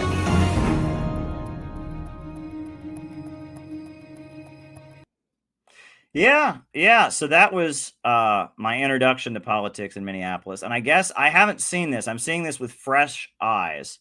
But this is a video of the small rally that Zach and Penny did, the anti-war demonstration they did on Saturday, just the two of them. But that's cool. So, hey, I'm seeing this with fresh eyes, guys. Here we go. Feed Americans, not the war machine. Feed Americans, not the war machine. Feed Americans, not the war machine. We need a government of action that fights for working families. The United States needs to take a page out of the book of Burkina Faso. Their agricultural boom is giving the country back its food sovereignty. Their initiative to make sure that the gold mined in their country is refined in their country is providing economic sovereignty. Their initiative to make sure that new mothers get free health care is giving back to the people. We need a government of action that fights for working families. Feed America, not the war machine. Feed Americans, not the war machine. Feed Americans, not the war machine. Feed Americans, not the war machine. We need a government of action that fights for working families. America needs to take a page out of the playbook of Latin America. In Mexico, they're building trains, and they're investing in small farmers so they can farm on their own land. They're investing in hospitals, and they're building bridges. They are partnering with other Latin American countries to build trains to go all across Latin America. They're partnering with China and Russia. They're building ports. What are we doing in this country? We're spending billions of dollars to spend on Israel, weapons for Israel, to bomb babies, to bomb hospitals, to bomb churches. We need to build. Hire Americans to build hospitals, build roads, build trains. In China, they have high-speed rail all across the country. What do we get here in Minnesota? 15 miles of light rail in 15 years. That's a ripoff. Wall Street needs to stop ripping us off. We need a government of action that fights for working families. Feed Americans, not the war machine. Feed Americans, not the war machine. We need to stop spending money on Nazis in Ukraine. We're spending billions of dollars to arm Nazis in Ukraine instead of funding our own people that need health care and education. We can educate our people to be smart and invent and innovate. We need a government of action that will invest in working families, not the Nazis in Ukraine. Russia is not our enemy. China is not our enemy. Iran is not our enemy. No more wars. No more wars. No more wars. No more wars. Feed Americans, not the war machine. Feed Americans, not the war machine. Feed Americans, not the war machine.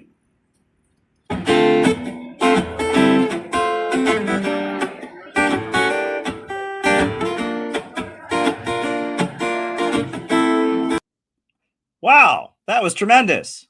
That slam dunk. Great work, Penny. Great work, Zach, and great work, Tom. That was beautiful. That was a great video. And that was tremendous. You hit all the main points. Zach, Penny, you did a great job. I thought that was tremendous. I'm putting that on the CPI YouTube channel. I think that's going up right now on the CPI YouTube channel. And yeah, slam dunk. That was amazing, man. If we could have rallies like that happening in every city every day, this country would really change. That's the message we need to hear. Amazing. I just thought that was absolutely tremendous. My hat off to you, Penny. My hat off to you, Zach. My hat off to you, Tom. Great work. Check out Penny's new book, of Africa's Flame: The Rise of Ibrahim Traoré. It's really, really good. I saw that there's a couple Rumble rants that have come in, which is good, and I look forward to answering them. If you have any questions, you can send them as Rumble rants on the Rumble, or you can cash at me at CalebMoppin22. I will say, the rally that we just did in Chicago, about Ibrahim Traoré, it has made a wave. It's been on multiple YouTube channels. So while I'm waiting for you all to send in more questions for me to answer, why not watch that? Because I need to remind you all how important the upcoming convention is. We really do need you all to be, in Chicago for our Working Families First rally. It's going to be amazing, this all-day anti-imperialist gathering in Chicago. I'll put on the Traoré rally. Send in any more questions you got. Hopefully after that, we'll just start answering them. But here we go.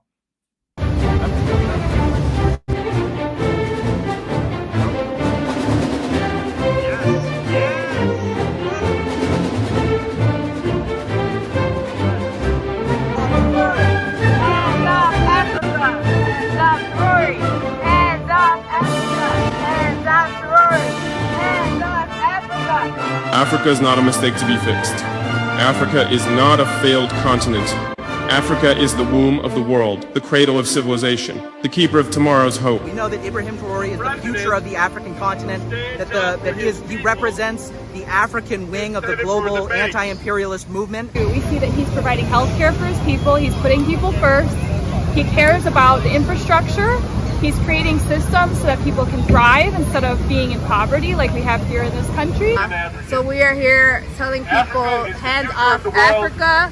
The colonialists need to mind their business. Why is he a dictator in the mind of the American media? Well, because he cares about the people of Burkina Faso. Let me tell you what Ibrahim Traoré is doing. He has got agricultural projects.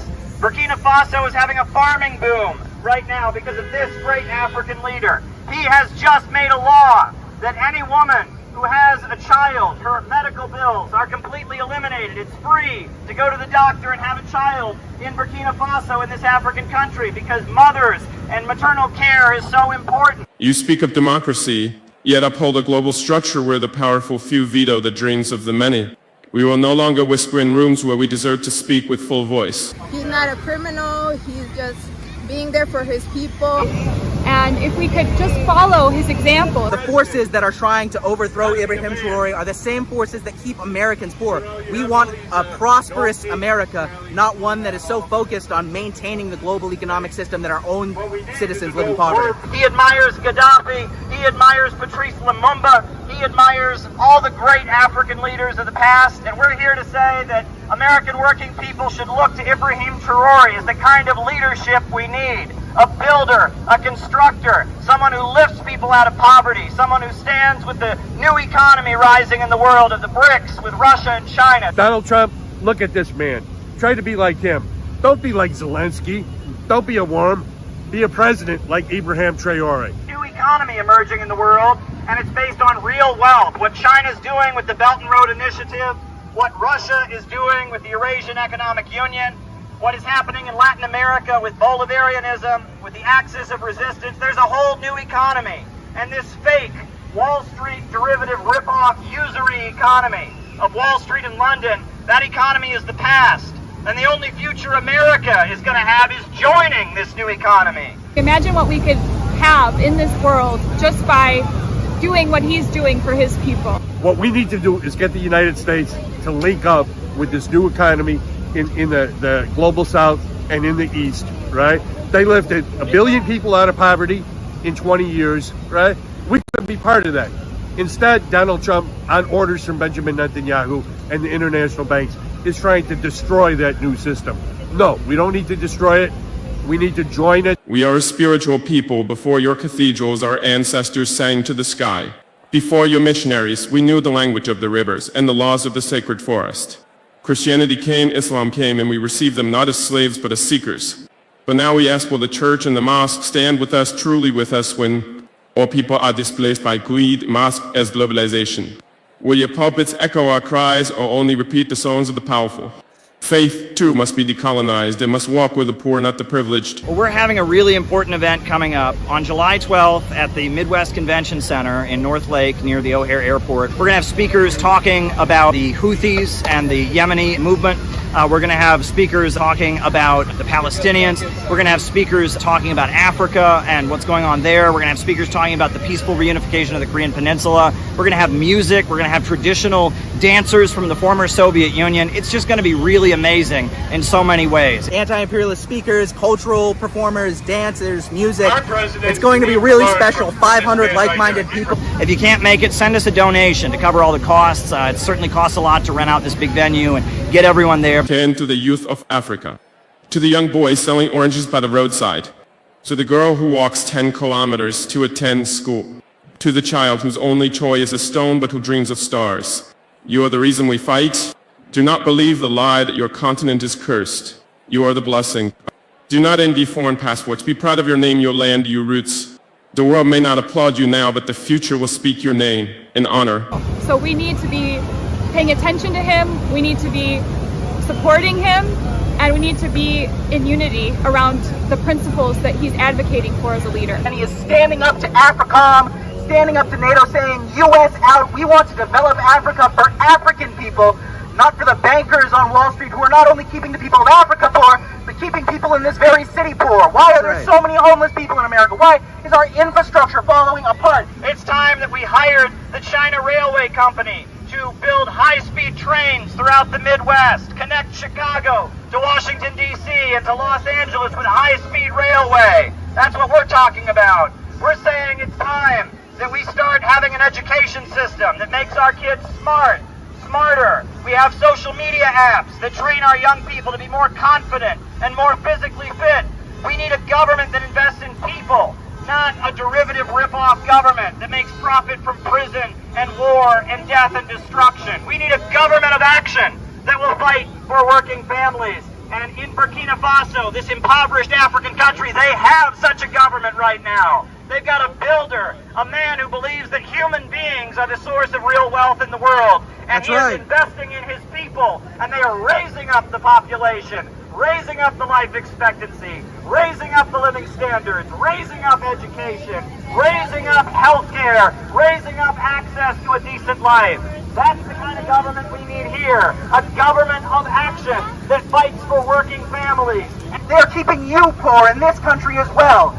It's It's an absolute disgrace. We need leadership like Ibrahim Traoré. We need programs that will allow people to raise children. We need people to have jobs and education in schools. We don't need to be starting war after war, bombing people in the Middle East, bombing people in Africa, funding terrorists in the Horn of Africa, and then banning people from coming here. It's absolutely ridiculous. But it's going to be like nothing you've ever seen. That auditorium is going to be packed. It holds 500. We think we can fill it. It's going to be a great event. So I hope you join us July 12th. Long live Ibrahim Traoré! Long live Ibrahim Traoré! Long live Ibrahim Traoré! Long live Ibrahim Traoré! It was actually really, really hectic trying to get the sign together. Not taking orders from anybody. As you can see, it's kind of jerry-rigged up. We kind of didn't have the right stuff. We had to go back and forth to Home Depot 3 or 4 times, but it took us 2 hours to set up the banner. But the reaction's been pretty nice, right? They want you to believe there's too many people in the world. Bullshit! Bullshit! We need more people because human beings, human labor power is the source of all wealth. We need a government that invests in people, provides people with jobs, provides people with health care, provides people with education, and builds and constructs. Don't invest in bombs, don't invest in prisons, invest in people, human beings, and our creativity. We are the source, and we need a pro-people government. And that's what Ibrahim Traoré is on the African continent. And that's why he's teaming up with China to build power plants. And that's why he's enabled thousands of Africans to become farmers and have their own orchards and have their own fields. Behind him, we have got whole fields of wealth. That's what he's about. I do not come to declare war, I come to declare will. So we will not kneel to fear. We will not kneel to foreign banks. We will not kneel to outdated empires masquerading as friends. Africa is not asking for a seat at your table. We are building our own, a table where no child eats last, where no nation is silenced because it lacks nuclear arms, where justice is not filtered through the lens of race or history, but shared as breath is shared. This is our vision and this is our vow. Let the world hear it today and always. Africa will not kneel.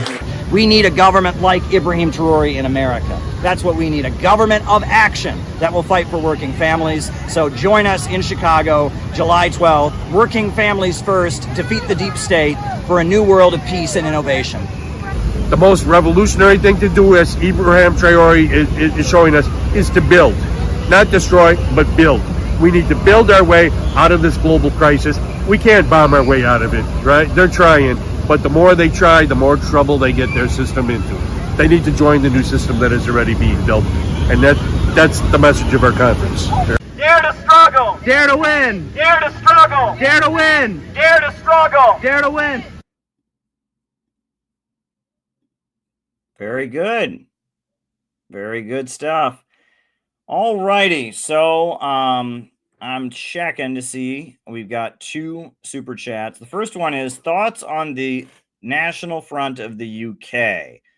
Not a British and knows nothing about it, but I've overheard it's in a topic about German AfD.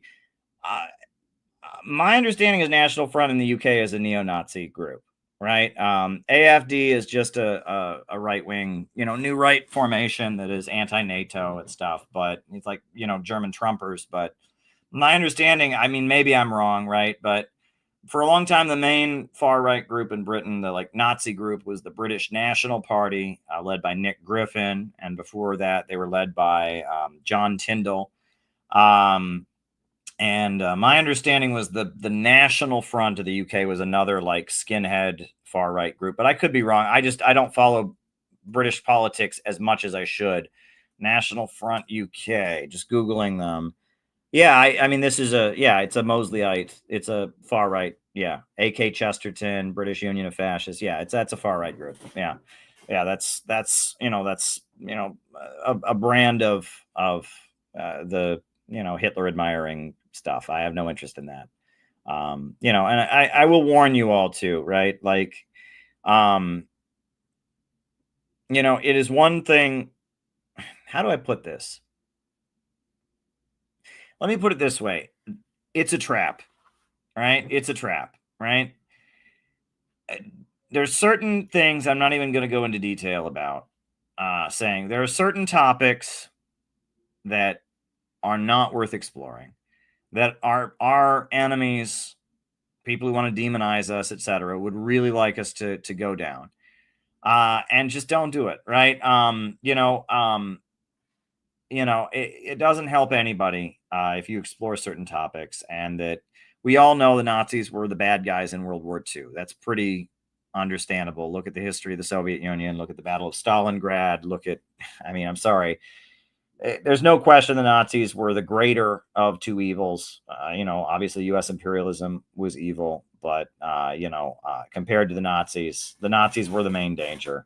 So just don't, anyone who's trying to tell you Hitler was good or trying to tell you Hitler wasn't so bad or anything like that, I just don't go there. Anyone who starts with that, it's a losing battle. Plus, racial politics in America is wrapped up with the history of Jim Crow segregation and what was done to black people.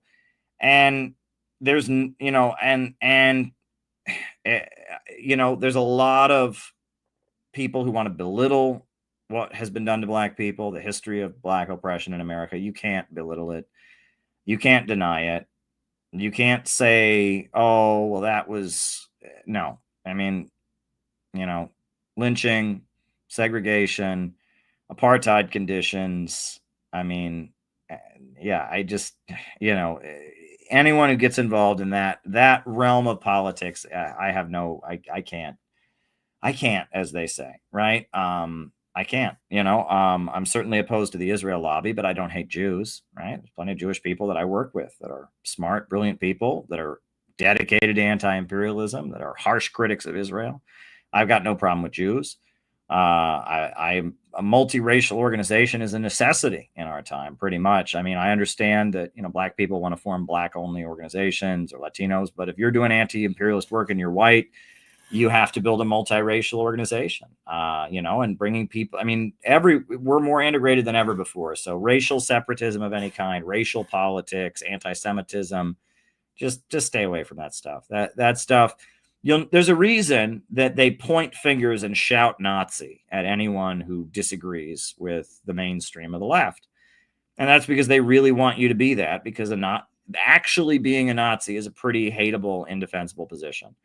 My advice is to just, it is. I will say this also. Every anti-Semitic book I have ever read, without exception, begins with communism is the most evil thing that's ever existed, and every stupid anti-communist Cold War cliche. And then it follows up with, and did you know the communists are all Jews? And that right there tells you, that tells you a lot right there. Right. And so just, there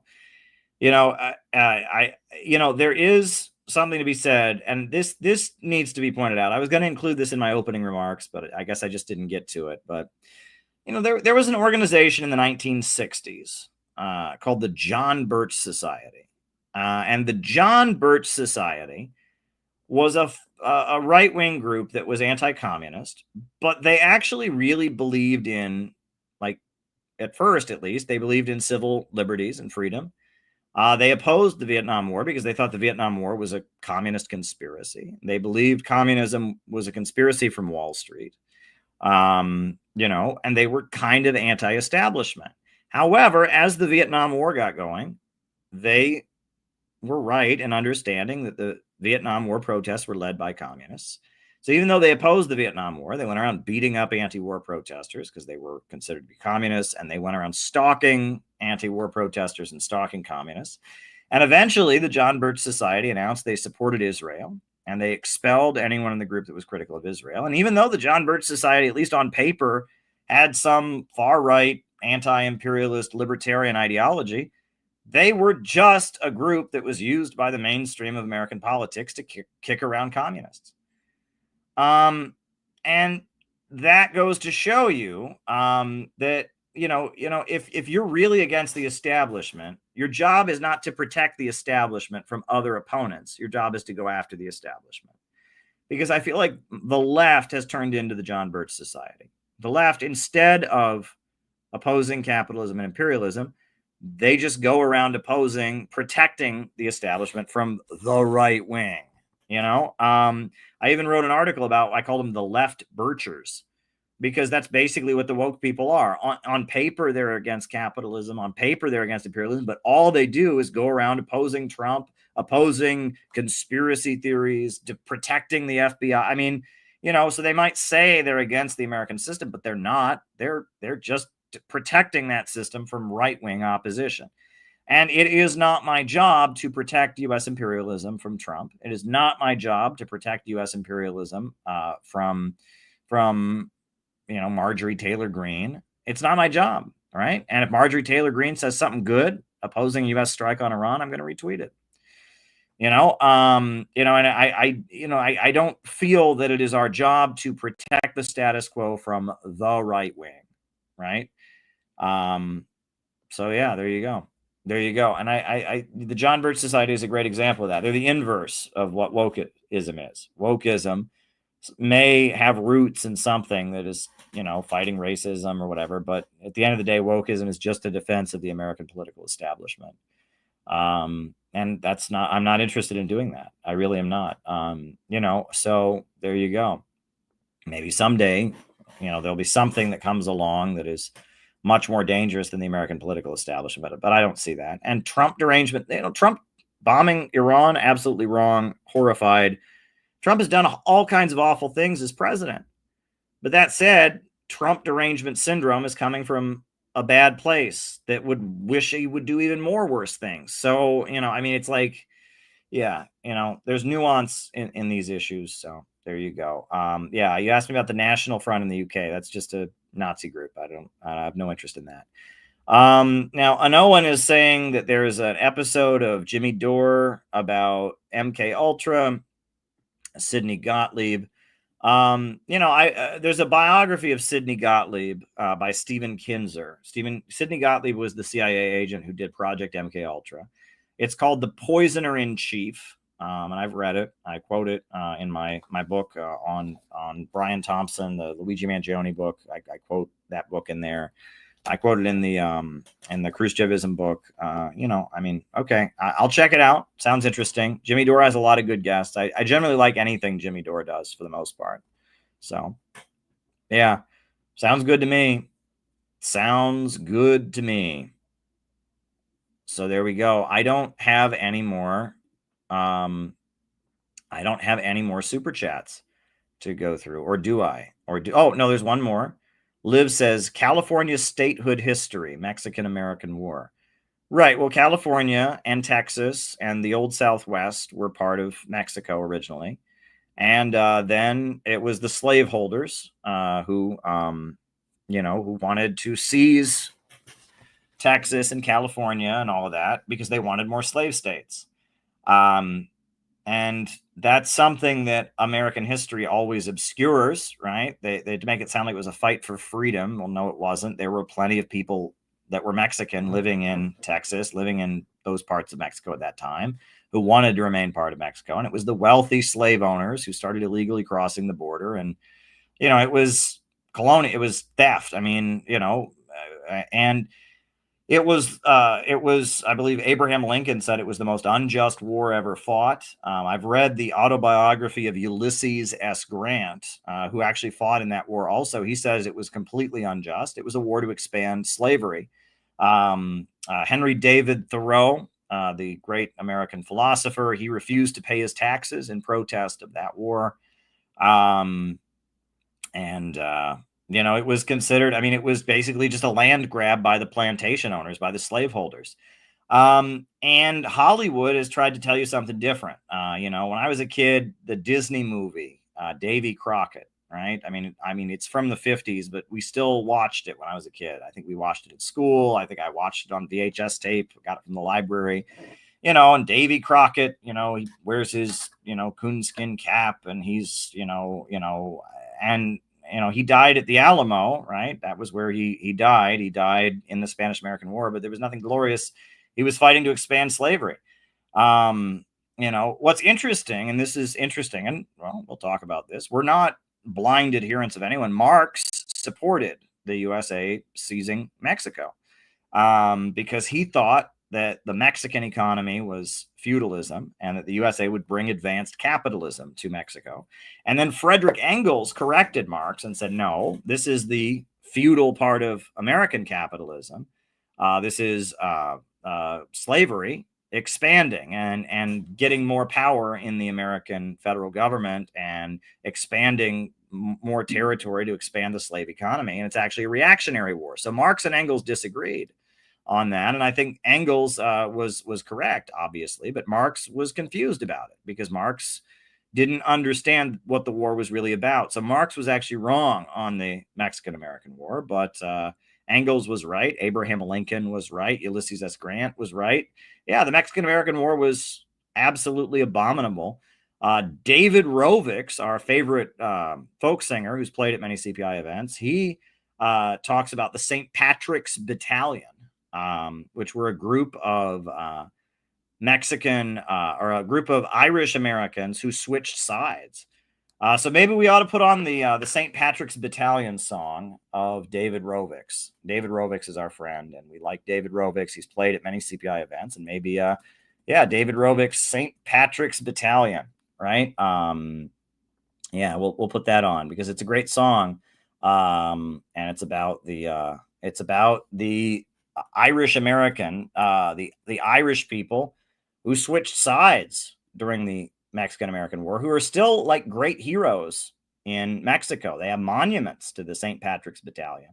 This group of this group of Irishmen who switched sides and fought for the Mexican people, largely because they were Catholic. The Irish were Catholic, and so were the Mexicans. And there was a brutal oppression of Catholics at the time, and the Irish soldiers, because they were Catholic, were discriminated against in the U.S. Army. And so when they were told that they should go, fight and kill a bunch of other Catholics in Mexico, they said, no thanks. And they're still, to this day, remembered as great heroes in Mexico. So here we go. My name is John Riley. I'll have your ear only a while. I left my dear home in Ireland. It was death, starvation, or exile. When I got to America, it was my duty to go. Enter the army and slog across Texas to join in the war against Mexico. And it was there in the pueblos and hillsides that I saw the mistake I had made. Part of a conquering army with the morals of a bayonet blade. And there amidst all these poor dying Catholics, screaming children, the burning stench of it all, myself and 200 Irishmen decided to rise to the call. From Dublin City to San Diego, we witnessed freedom denied, so we formed the St. Patrick Battalion, and we fought on the Mexican side. We formed the St. Patrick Battalion, and we fought on the Mexican side. We marched beneath the green flag of St. Patrick, emblazoned with Erin Golbra, bright with the harp and the shamrock, and Libertad para la República. Just 50 years after Wolf Tone, 5,000 miles away, the Yanks called us a legion of strangers, and they can talk as they may. But from Dublin City to San Diego, we witnessed freedom denied, so we formed the St. Patrick Battalion, and we fought on the Mexican side. We formed the St. Patrick Battalion, and we fought on the Mexican side. We fought them in Matamoros, where their volunteers were raping the nuns. In Monterrey and Cerro Gordo, we fought on as Ireland's sons. We were the red-headed fighters for freedom amidst these brown-skinned women and men. Side by side, we fought against tyranny, and I dare say we'd do it again. From Dublin City to San Diego, we witnessed freedom denied, so we formed the St. Patrick Battalion, and we fought on the Mexican side. We formed the St. Patrick Battalion, and we fought on the Mexican side.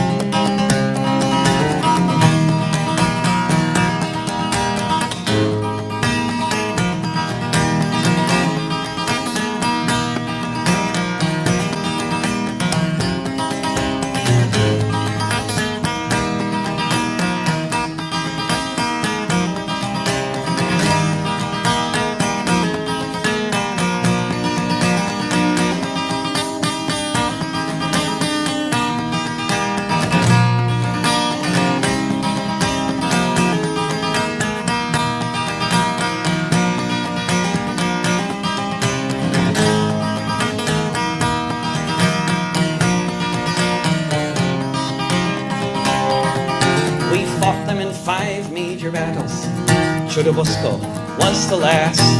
Overwhelmed by the cannons from Boston, we fell after each mortar blast. Most of us died on that hillside at the service of the Mexican state.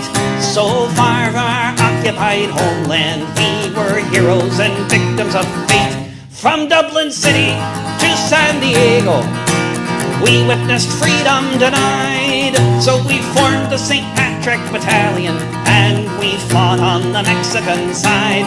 From Dublin City to San Diego, we witnessed freedom denied. So we formed the St. Patrick Battalion and we fought on the Mexican side. We formed the St. Patrick Battalion and we fought on the Mexican side.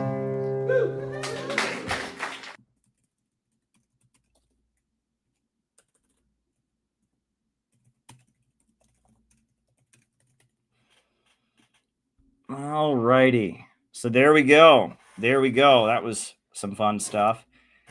But yeah, you know, we're doing good stuff here. We're doing the best that we can and building and organizing. And yeah, that's David Rovics. We love David Rovics. We absolutely love David Rovics. He does good stuff. And yeah, I guess I do want to make one last pitch. I do want to put on one last video about the conference that we're doing. And then unless anyone sends any more questions in, we'll probably be done. But do want to just put this other video. So here we go. Friends, how you doing today? I'm letting you know, the Center for Political Innovation, we are about to do on July 12th the biggest event that we have ever done. It will be our national gathering in Chicago on July 12th. And it's going to be really, really special. We are talking with a number of important anti-imperialist voices, a lot of different communities. There's going to be musical performances, dance performances, there's going to be great speeches, and it's going to be a whole day gathering dedicated to anti-imperialism. I am committed, and CPI has always been committed to building an in real life network of people. And we carry out real operations. We were at the inauguration of Trump with our Trump and Kim banner saying only peace can make America great again. We were on the streets of Chicago at the Democratic National Convention with a book exposing what Kamala Harris and who she really is and what she's really about, and it was really, really important. We have 1,000 copies of our book about the Houthis that are being distributed with the poster of the convention on the back to people who would never go looking for this. We are putting door hanger flyers on doors of people, again, that would never go looking for this. We're not performing and trying to make ourselves feel good. We're actually trying to build a network of people that can be anti-imperialists in America. And it's not easy to do. It's very difficult in these times to build a real in-life organization. People have their issues. We live in a very strange time, but we have to do it. And we are committed to continuing this project. This video is basically me telling you we need your support. In order to pull off our convention that includes our 7-day program for our members around the country to come to Chicago, includes our huge convention on July 12th, where we're gonna fill up the Midwest Convention Center, in order to have an effective national planning meeting and gathering in Chicago the day after on July 13th. In order to do what we need to do, we need to fill up that auditorium and we need money. And there's really no way around that. We need you to donate to the Center for Political Innovation. We have set up a GoFundMe, and a lot of people have already contributed. We already raised a couple $1,000, but it's not enough. In order to really pull off our July activities and really have a win for anti-imperialism, we need your support. We need you to go to the GoFundMe right now and donate $5 or $20. We need you to go to the donate button on the CPI website and send us $100 or $50, whatever you can do. If we're gonna do what we need to do in July and build the organization and have the mega anti-imperialist rally that needs to happen on July 12th and solidify the network that we're building to continue to carry out the great operations that we do, we need you to help us out. Every cent that we raise goes into building this group. I'm lucky I have a paycheck with everything that's going on. I'm surviving, and I have consistently put a huge amount of the money that I have, my own resources, my own funds, into CPI because I believe in it, because it needs to happen, because this organization is necessary. I'm looking at what I've got and my own resources and my own bills and all of that, and I'm looking at what's already been paid for, and it's not enough. I mean, it's just not enough. I can't just pay for everything myself. We have membership dues and other things, but we need a special gift. We need a special gift to make July happen. We need you to give us a special contribution so that we can make sure the July events go smoothly, that the housing for the people coming in out of town is covered, that the speakers that are being flown in, their airfare is properly covered. We need you to make a special one-time gift to make this July gathering, this anti-imperialist summit that we are organizing. We need you to help us make it happen and help us make it a success. Small gift, big gift, whatever you can do. We need you to help us with it. But you know what? I'll just say this. If it's a matter of send us a gift or come, we'd rather you come. We'd rather you be there. It's much more important that you be there on July 12th. If you can't afford to give us a gift, but you can afford to come to town, if there's one event that you come to this year, make it July 12th. CPI, Center for Political Innovation, we're doing something that nobody else is doing, and we're doing it right.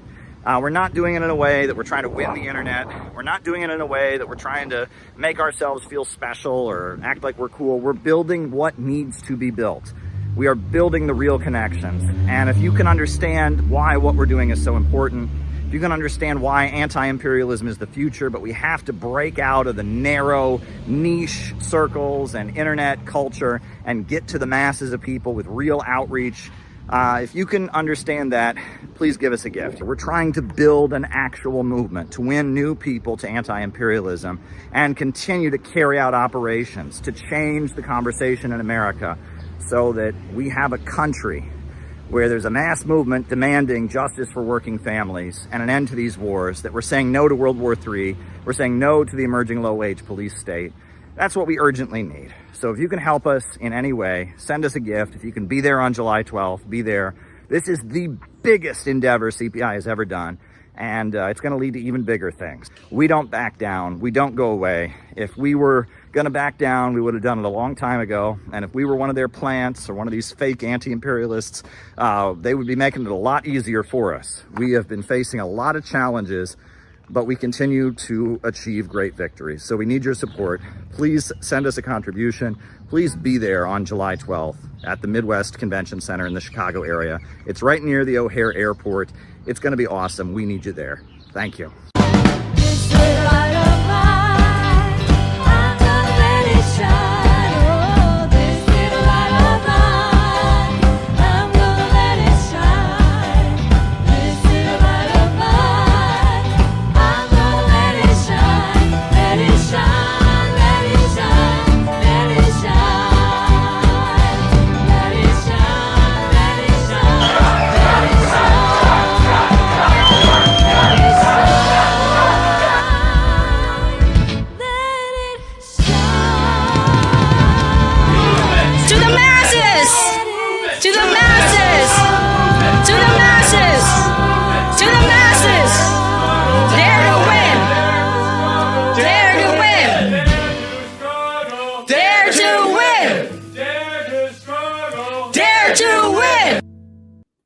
Yep, that's us. Yeah, so yeah, I will see you in Chicago on July 12th. Yeah, and if you would like to, I guess there's no more questions, so I'm going to put on the closing music, and we're just at about the 2-hour mark, so there you go. We'll be back probably tomorrow, if not tomorrow, soon. Talk to you soon. New upsurge in the struggle against U.S. imperialism is now emerging throughout the world. Ever since World War II, U.S. imperialism and its followers have been continuously launching wars of aggression. But the people of various countries have been continuously waging revolutionary wars to defeat their aggression. While the danger of a new world war still exists, And the people of all countries must get prepared. Revolution is the main trend in the world today.